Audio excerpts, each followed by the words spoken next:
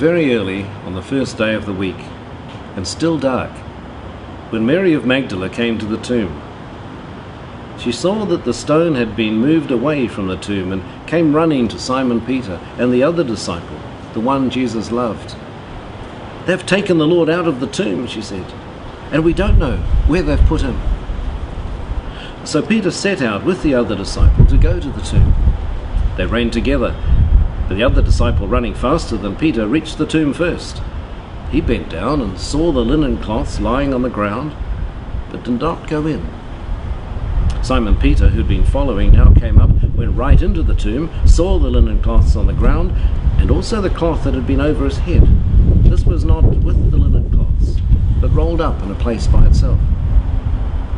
Then the other disciple, who had reached the tomb first, also went in. He saw, and he believed. Till this moment, they had failed to understand the teaching of Scripture that he must rise from the dead.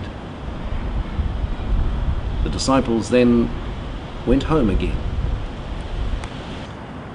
I think the part that struck me there was when then the disciples went home again. And just imagine what they must have been feeling like. You know, Jesus said that they'd put him in behind this big stone and it was gone. And he wasn't there. How could he go? You know, the huge questions for them. Yes, this certainly was something they weren't expecting.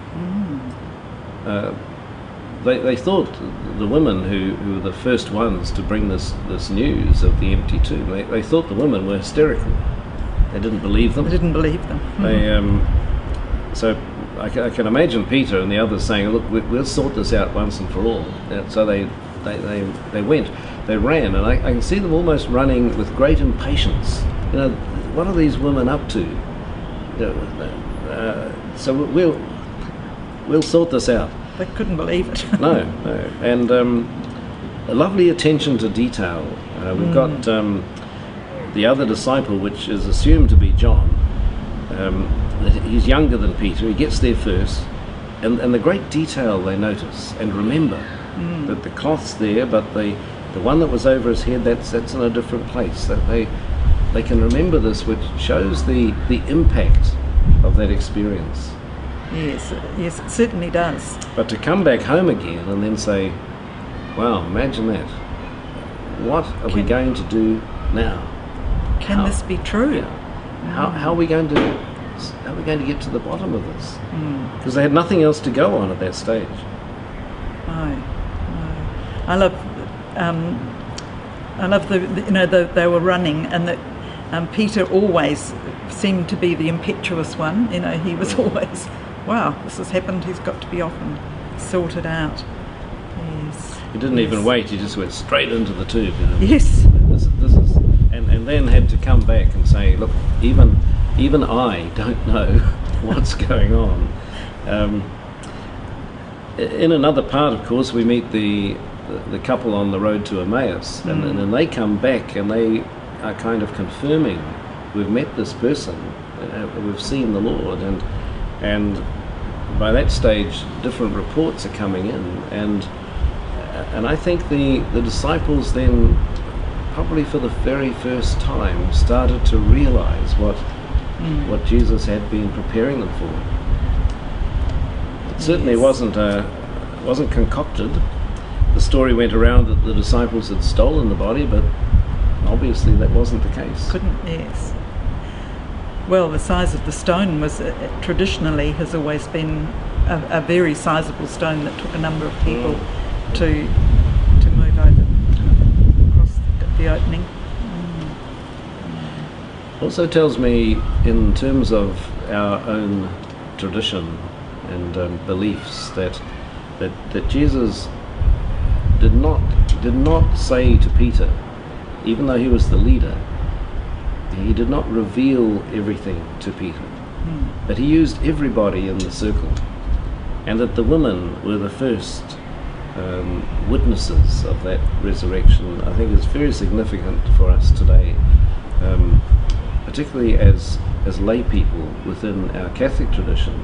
are now taking their very rightful place in ministries and in the organisation of the church. So I'm very encouraged by this reading, and encouraged for the church today too.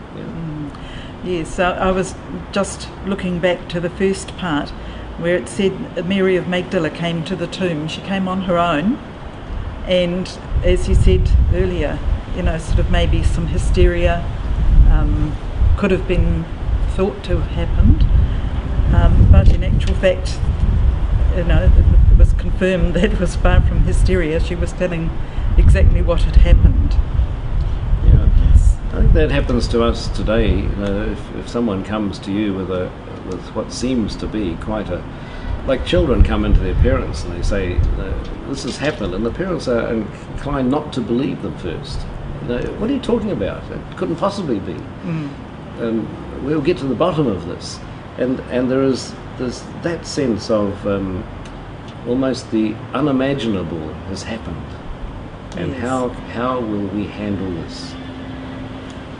And how many viewpoints you need to listen to get the picture. So once again, it's Easter Day, and we're still full of questions, Yes. but also full of wonder. Yes. And continuing our journey. Oh.